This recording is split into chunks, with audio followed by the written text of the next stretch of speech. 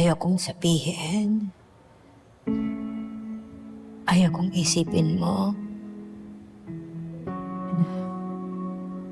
Kinonsinti namin ni Papsi ang mga sarili namin dun sa pagtago ng katotohanan.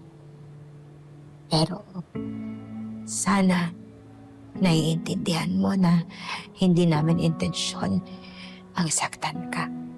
Akala kasi namin mas maprotektahan ka namin kung hindi mo malalaman. Hindi ko rin ho kasi maiwasan na masaktan kasi.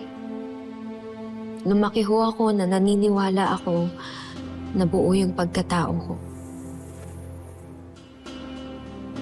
Sana ho sinabi niyo na noon pa eh. Para noon pa lang ho, naharap ko na to. Naintindihan, tinanggap. Ngayon ho kasi, iba na eh. Parang biglang ang dami ng tanong sa isip ko. Kasalanan ko lahat, anak. Sa akin ka nilang magalit. Huwag kay Papsi mo, ha?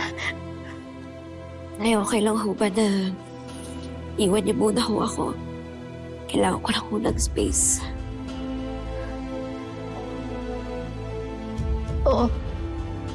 Ibigyan kita ng panahong makapag-isip-isip. Pero tandaan mo lagi, ha? Andito ako. Kami ni Papsi mo.